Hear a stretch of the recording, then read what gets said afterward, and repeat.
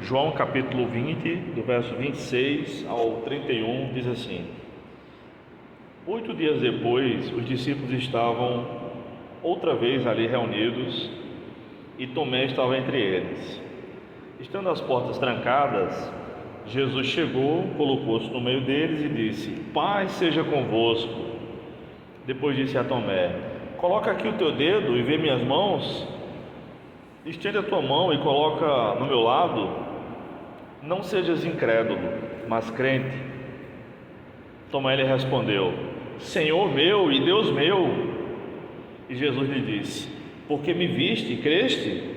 Bem-aventurados os que não viram e creram. Jesus, na verdade, realizou na presença de seus discípulos ainda muitos outros sinais que não estão registrados neste livro. Estes, porém, foram registrados para que possais crer que Jesus é o Cristo, o Filho de Deus, e para que, crendo, tenhais vida em seu nome. Amém. Esse texto relata uma das aparições do Senhor após a sua ressurreição. Ele já havia aparecido ao grupo dos 11 apóstolos, Judas já tinha se perdido, Tomé não estava, e quando os 10 irmãos mencionaram, relataram que Jesus apareceu, Tomé não acreditou, disse: não, se eu não vê-lo, não colocar meus dedos no buraco das suas mãos, que é hoje onde a gente chama de punho ou pulso, não era na palma, como a gente vê nos filmes, e no lado, porque Jesus foi traspassado pelo lado também, eu não acredito. E aí não foi necessário. Quando Jesus apareceu outra vez, 8 dias depois, entrou no lugar que estava fechado, de portas fechadas, mostrando que seu corpo ressurreto é de um material, de uma substância diferente dessa que nós temos no momento, e que nós teremos um corpo semelhante àquele, Então o Senhor apareceu e Tomé se surpreendeu e disse: Senhor meu e Deus meu. E aí Jesus disse: você está acreditando porque me viu? Não seja assim, não seja incrédulo, mas acredite, seja crente. Bem-aventurados que não viram e creram, ou seja, os outros 10 apóstolos. Bem, estamos vendo sobre a doutrina de Cristo. Semana passada eu não pude chegar por conta do trânsito, e semana retrasada, nas outras 2 semanas, a gente começou a ver sobre as promessas messiânicas no Antigo Testamento, um pouco do seu cumprimento, e também no Novo Testamento, e também há 2 semanas sobre as principais heresias a respeito de Jesus Cristo. Vimos o ebionismo, docetismo, sabelianismo, arianismo, apolinarianismo, nestorianismo, eutiquianismo, monofisitismo, adocionismo e socinianismo. Hoje, com a graça de Deus, veremos sobre as características da humanidade de Cristo e as características da divindade. Jesus Cristo é uma pessoa única em muitos aspectos, e um deles é o que nós chamamos de união hipostática com H.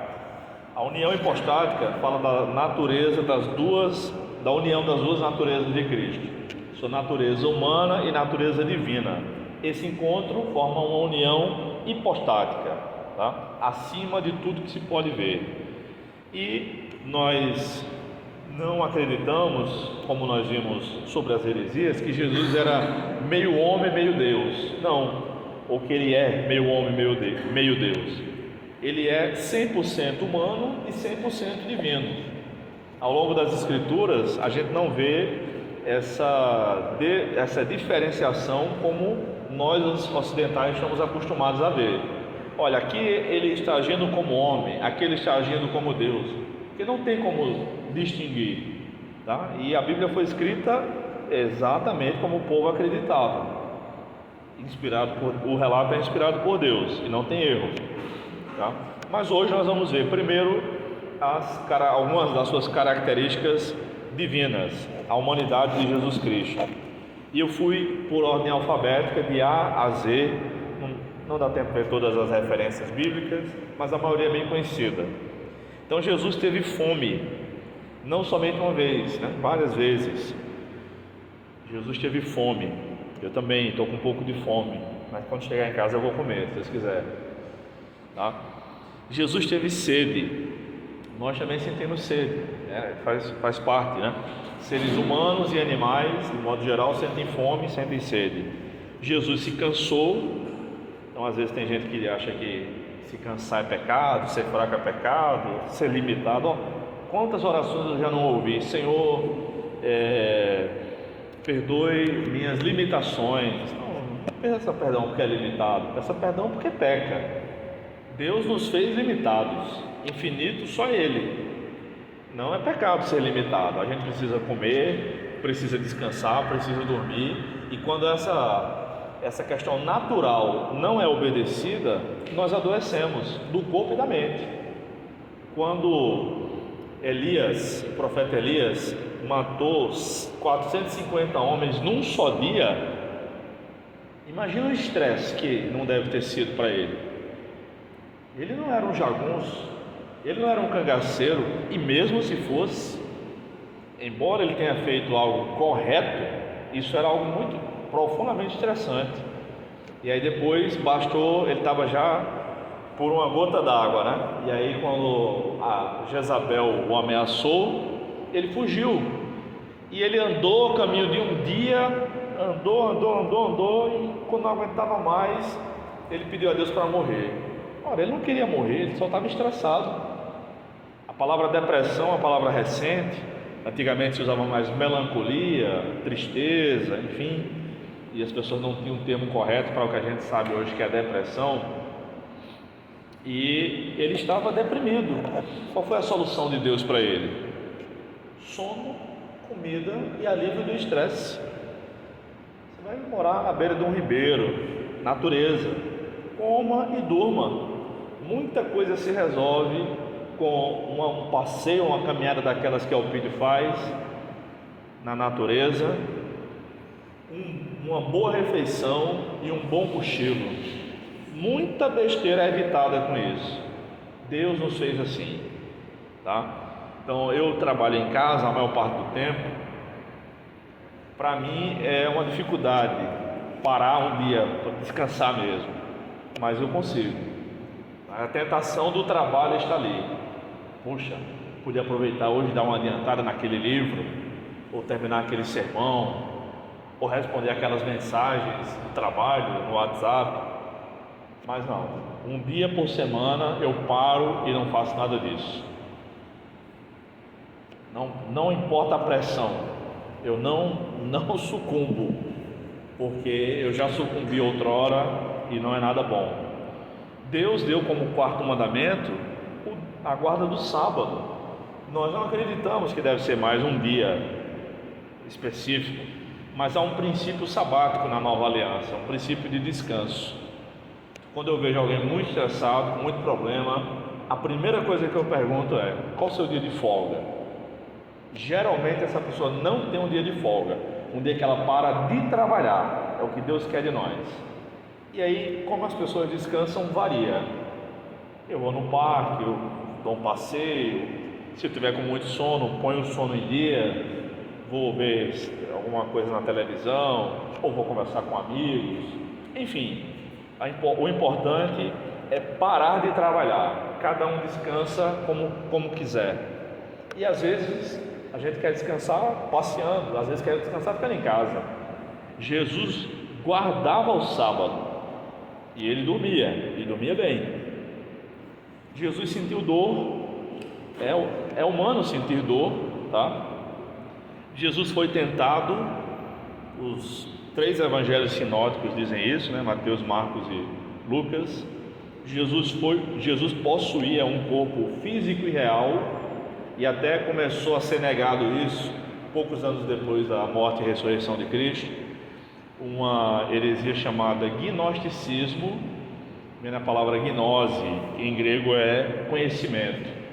Começou a ensinar que Jesus não tinha um corpo real, era só um espírito, e se alastrou no começo na segunda metade do primeiro século, e até hoje, século 21, existem pessoas que pensam que Jesus nunca teve um corpo real. João escreveu a primeira carta para combater essa heresia. Eu mencionei isso aqui, tá? Bem, Jesus teve um corpo real.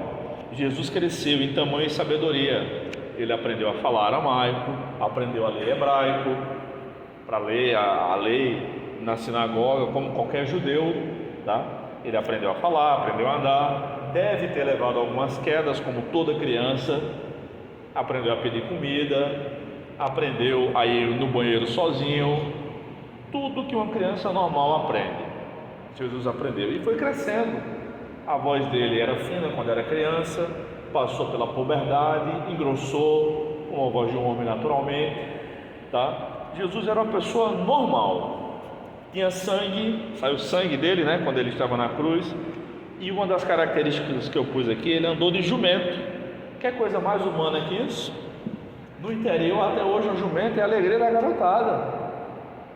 Eu tentei subir numa vez, mas nunca tive muita habilidade para isso. Os meninos subiam, segurava lá o bicho, subia quando eu morei em Campina Grande, numa parte mais, ainda que tinha muito terreno, e aí tem gente que criava uns bichos lá. Uns amigos meus subiam no jumento de vez em quando e brincava, corria e tal. Tinha uns que eram mais bravos. Eu nunca consegui montar não, mas Jesus conseguiu, ele estava acostumado. Jesus foi batizado, ou seja, a água tocou mesmo no corpo dele, não era espírito. Ele foi ameaçado de morte, não só uma vez. Nasceu como qualquer ser humano, embora não tenha sido gerado como qualquer ser humano. Mas no parto, Maria perdeu a virgindade, naturalmente, foi um parto natural, não havia parto cesariano naquela época. Jesus possuía família, e até disseram que ele estava fora de si, em Marcos capítulo 3. Quem está fora de si está o quê? Louco. Veja a opinião da família de Jesus, tá? Em Marcos capítulo 3, versículo 30. Jesus dormiu, tá? Todo mundo dorme, Jesus também dormia. Jesus foi tocado, não somente uma vez, pagou impostos. E a famosa frase do Senhor, falando sobre o poder e a autoridade religiosa e civil: dai a Deus o que é de Deus e a César o que é de César, tá? César representa o Estado. O imposto é natural, impostos altos é que não são interessantes. Jesus pagou impostos. O Dinho está me ajudando a pagar os impostos, me ajudou a me organizar, graças a Deus pela vida dele. Jesus observou as ofertas depositadas no gasofilaste, estava lá olhando, na cara dura, fica imaginando o que nos passou na cabeça dos fariseus. Ele pensa que é quem? Olhando quanta gente deposita no meio da sinagoga lá. Olha, essa senhora deu mais que todo mundo aqui, hein? Que conversa, só deu 2 moedinhas, pois valeu mais, Deus aceitou. Foi assim. Jesus orou. O fato de Jesus ter orado é um mistério para muita gente, inclusive as testemunhas de Jeová dizem que esse é um argumento que prova que Jesus não é Deus, não existe trindade e tal. Vale ressaltar a definição da trindade que eu venho mencionando com vocês. Deus existe eternamente como 3 pessoas: Pai, Filho e Espírito Santo. Cada pessoa é plenamente Deus e há um só Deus. Deus Pai, que a gente costumeiramente chama de Deus, é o Deus e Pai de Jesus também. Então ele orou ao Pai, assim como também nós devemos orar. Na Bíblia só há 3 orações a Deus Filho. A primeira delas está em Atos capítulo 7, quando Estevão estava sendo apedrejado após pregar, ele disse: Senhor Jesus, em tuas mãos entrego o meu espírito. E a única vez que aparece Jesus no céu em pé. A segunda está em 1 Coríntios 16, 22. Se alguém não ama o Senhor, seja amaldiçoado, ou seja maldito, ou seja anátema, é a mesma coisa. Ou seja, na igreja não pode ter alguém na igreja que não ama o Senhor, que não ama Jesus. E aí o restante do versículo diz: Maranata, Vem, Senhor Jesus. É uma oração que a igreja de Corinto, que Paulo fez na primeira carta aos Coríntios, e no penúltimo versículo da Bíblia também o apóstolo João orou: Maranata, vem, Senhor Jesus. Essas são as três orações endereçadas a Deus Filho. Não há na Bíblia nenhuma oração endereçada ao Espírito Santo, mas podemos orar ao Espírito Santo porque Ele é Deus, tanto quanto o Pai, tanto quanto o Filho. De maneira geral, devemos orar ao Pai. E em todas as orações que Jesus fez, Ele se dirigiu a Deus primeiramente como Pai. Aliás, Ele ensinou os discípulos a orarem assim: quando forem orar, orem assim: Pai nosso que estás no céu. E aí segue a oração, a gente vê ela outro dia. Jesus orou, e foi o homem que mais orou em toda a história. Jesus foi preso, e foi preso injustamente, foi beijado, e o beijo que Jesus recebeu é o beijo mais famoso de todos os tempos, um beijo traiçoeiro. Com um lindo ato, um ato de beijo, Jesus foi traído por Judas Iscariotes. Jesus apanhou, não quando era criança, porque não precisou. Nós precisamos, né? Mas eu garanto que todo mundo aqui deve ter levado uma surra injusta, pelo menos uma. Tiago chega a botar a mão na cabeça, né? Misericórdia.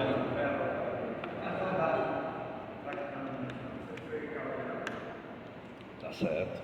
Jesus apanhou dos guardas romanos injustamente, foi crucificado. Jesus foi cheio do Espírito Santo, Atos menciona isso, Atos 10:38.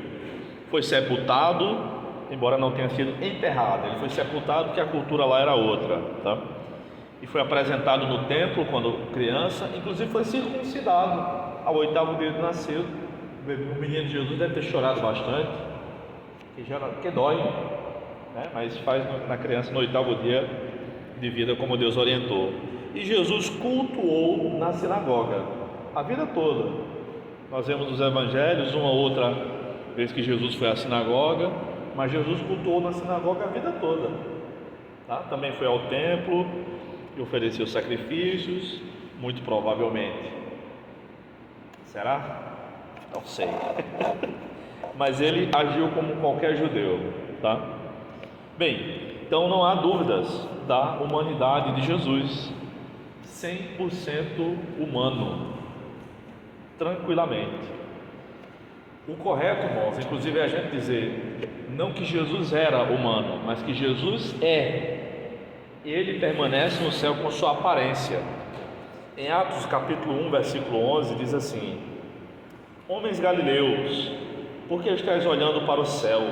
Esse Jesus que dentre vós foi elevado ao céu, virá do mesmo modo que o vistes partir. Ele virá do mesmo jeito, na mesma maneira, mas também na mesma aparência. E lá no céu ele está com a aparência de homem, jovem, de 33 anos, e ainda mais jovem, com o corpo glorificado, que ele inclusive não foi reconhecido por 2 discípulos no caminho para Emaús. De Jerusalém para Emaús dá cerca de 60 estádios, é o que Lucas menciona. 60 estádios dá 11.100 metros, então mais ou menos 11 quilômetros de caminhada. Aqueles discípulos, geralmente a gente pensa em 2 homens, mas o mais provável era que fosse um casal, inclusive Cleopas, que era tio de Jesus, era irmão de Maria, e o próprio Cleopas não reconheceu seu sobrinho. Então Jesus estava com uma aparência bem diferente quando ressuscitou.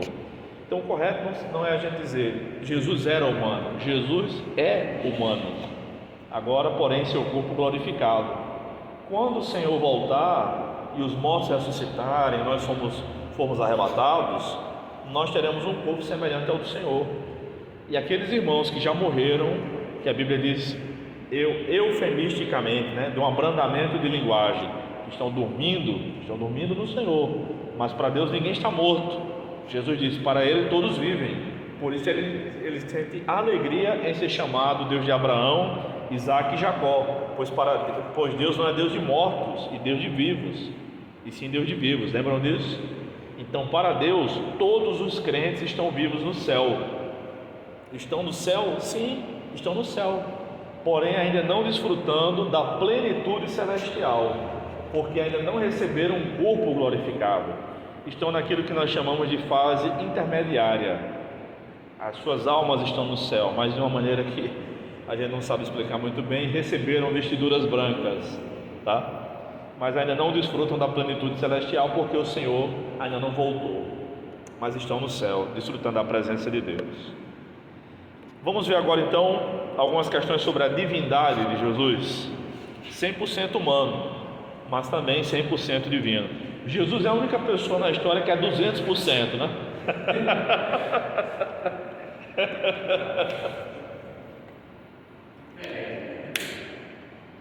Bem, então a Bíblia o apresenta como humano, mas também o apresenta como divino. São dicotomias. A Bíblia é uma dicotomia, e ela está cheia de dicotomias, ou seja, de duas maneiras de pensar. Por exemplo, a própria Bíblia foi um livro escrito por homens, como disse uma ex-professora minha de história, primeiro ano do ensino médio, e eu disse, claro que foi escrita por homens. Nem gato, nem cachorro escrevem. Só homens poderiam ter escrito a Bíblia. Então aquilo que para ela até então era um motivo de descredibilizar a Bíblia, para mim era a coisa mais natural do mundo. Ora, a Bíblia foi escrita por homens. Quem escreveu os livros que a senhora usa nas aulas? Não foram homens? A Bíblia também. Só que a Bíblia é inspirada por Deus, ela não contém erros. Está cheio de profecias e tal, que tem um versículo de Jó, por exemplo, a gente está estudando o livro de Jó e eu me lembrei dele, que é Jó 26:7. Já ouviram falar sobre essa passagem? Dê uma olhadinha aí. Jó está respondendo Bildade é o nome do amigo dele, tá? Não é nenhuma beldade não, é Bildade mesmo. 26, verso 7. Ele diz sobre Deus o seguinte: Ele, Deus, estende o norte sobre o vazio, suspende a terra sobre o nada. Jó foi um personagem que viveu antes do dilúvio. Ele não viveu nos tempos de Galileu Galilei, de Isaac Newton, de Elon Musk.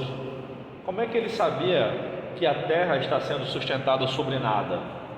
Que a gente chama somente hoje de eixo gravitacional. O eixo gravitacional da Terra faz com que, quando ela dá uma volta inteira em torno do Sol, a gente diz que ocorreu um ano. No entanto, além disso, Jó também diz que ele estende o norte sobre o vazio. Na época que o telescópio Hubble era o mais potente da história, agora tem outros, né? Eles miraram ao redor da Terra e encontraram estrela, buraco negro e tal, alguns planetas para cá e para lá. E aí, quando miraram para o norte, do Polo Norte para cima, não tem nada, tem um corredor vazio, não tem estrela, não tem nada. Eu quero saber como é que Jó sabia disso. Provavelmente foi Moisés quem escreveu o livro, mas Jó viveu ainda antes do dilúvio. Então Moisés escreveu isso há 3.500 anos. Como ele sabia disso? E Jó, que viveu ainda mais antes disso. Então a Bíblia é um livro divino e humano, escrito em linguagem humana, porque senão a gente não compreenderia. Obviamente, Deus ia falar com quem? Só com a Trindade? Não, ele quer ser conhecido. E Jesus é divino e humano, não tem nenhum problema nisso.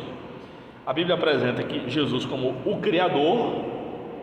Várias passagens apresentam Jesus como Criador de todas as coisas. Entre elas, a estrofe, o prefácio do Evangelho de João: no princípio era o Verbo, e o Verbo estava com Deus, e o Verbo era Deus.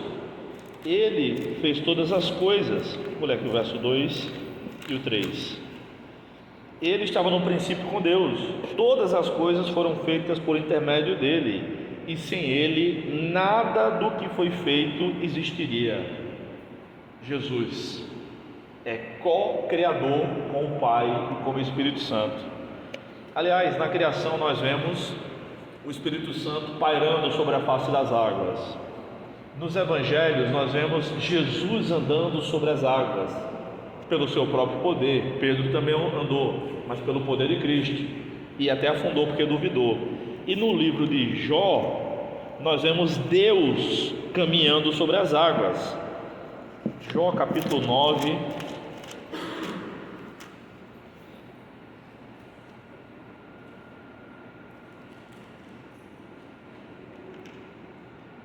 versículo 8, falando sobre Deus, desde o versículo 6, Jó 9, 6, é Ele quem sacode a terra do lugar, fazendo com que suas colunas estremeçam. É Deus que provoca terremotos, quem dá ordens ao sol e este não nasce, quem encobre as estrelas, quem estende sozinho os céus e anda sobre as ondas do mar. Ou seja, andar sobre as águas é um atributo divino, exclusivamente divino. Homem nenhum anda sobre as águas pelo seu próprio poder. Deus anda sobre as águas. O Espírito Santo na criação, Jesus nos evangelhos e Deus Pai mencionado no livro de Jó. Deus, só Deus anda sobre as águas. Jesus é criador. Jesus foi chamado pelo profeta Isaías de Pai eterno ou Pai da eternidade. Como pode alguém que ainda iria nascer foi chamado de Pai da eternidade? Jesus é o Filho e Senhor de Davi. No Salmo 110, que o próprio Jesus explicou em Mateus capítulo 22, disse o Senhor ao meu Senhor: assenta-te à minha direita, até que eu ponha os teus inimigos por escabelo dos teus pés. Senhor e Senhor. Você pode conferir na sua própria Bíblia, que no Salmo 110, verso 1, diz assim: disse o Senhor, todo em maiúsculo, ao meu Senhor, só com S maiúsculo. A ideia é: disse Yahvé ao meu Adonai, disse Deus Pai ao Deus Filho: assenta-te à minha direita. Jesus é esse Senhor. Letra D, Jesus é o Deus que tem o Deus, no caso é o Deus Pai. Nós já vimos isso em relação à oração, mas tem um salmo aqui que é muito curioso, que é o Salmo 45, por gentileza, abram aí, no Salmo 45, que coisa maravilhosa, esse Salmo. Salmo 40, eu tenho vontade de fazer um comentário de toda a Bíblia, vou fazer por partes, se Deus quiser, ainda tenho idade, ainda dá para fazer.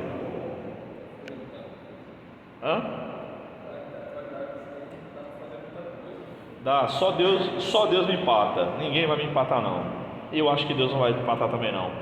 O comentário das cartas de Paulo está bem encaminhado, se Deus quiser sai ano que vem, vou publicar logo por etapas assim, por grupos. Então as 13 cartas de Paulo já está bem encaminhado, falta mais uns 3 meses de trabalho e dá para publicar.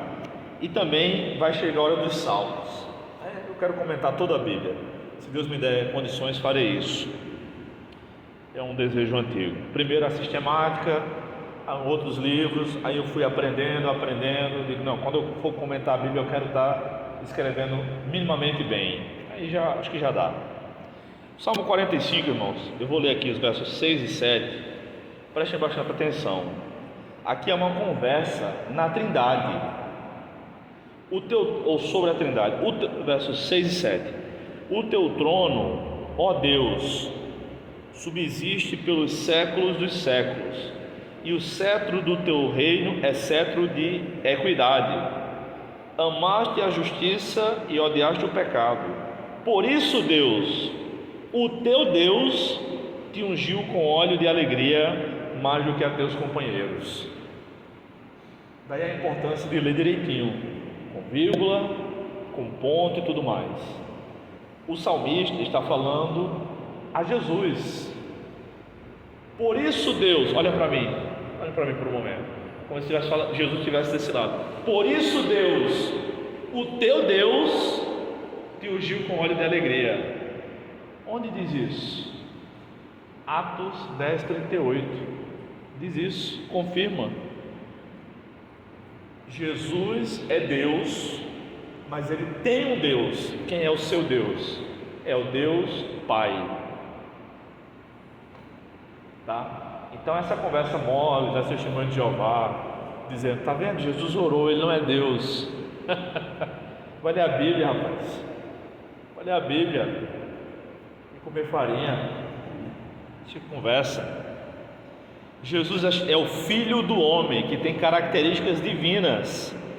Essa expressão, irmãos, Filho do Homem, vem do livro de Daniel, capítulo 7, versículos 13 e 14. Ele descreve lá um Filho do Homem, né? E é Deus. Jesus é o princípio e o fim, tal como o Pai. Quem é o princípio e o fim? No livro de Isaías é Deus Pai. Em Apocalipse 1:8 é Jesus. São dois princípios, dois fins? Não. Deus é o princípio e o fim. Jesus é Deus. Jesus também é o Todo-Poderoso. Apocalipse 1:8 também diz isso. Tá? Eu quero ver com vocês. Abram aí por gentileza em Isaías. Não tem para que correr. Isaías 41, verso 4. Diz assim, Isaías 41:4. Quem fez e agiu deste modo? Quem chamou as gerações desde o princípio? Eu, o Senhor, que sou o primeiro e sou o mesmo com os últimos. E aí também Isaías 44, verso 6. 41:4 e 44:6. Diz assim: assim diz o Senhor, Rei de Israel, seu Redentor, o Senhor dos Exércitos: eu sou o primeiro e sou o último, e além de mim não há Deus. Opa, realmente não há, mas na Trindade há outras pessoas. E em Apocalipse 1:8, por favor, vamos ver como Jesus se apresenta ao apóstolo João. Apocalipse 1:8. Nós vimos que em Isaías a palavra Senhor, ela está toda em caixa alta, toda maiúscula, indicando que é o nome do tetragrama, é Yahvé, é Deus Pai, é o Deus Pai. Em Apocalipse 1:8 Jesus se apresenta: eu sou o Alfa e o Ômega. É a primeira letra e a última letra do alfabeto grego, como se fosse A e Z. Embora ômega não tenha som de Z, tem som de O. Diz o Senhor Deus, aquele que é, que era e que há de vir, o Todo-Poderoso. Jesus é Deus e é Todo-Poderoso, é o Alfa e o Ômega, é o princípio e o fim. Mas quem é o princípio e o fim? É Deus Pai ou é Deus Filho? É Jesus Cristo.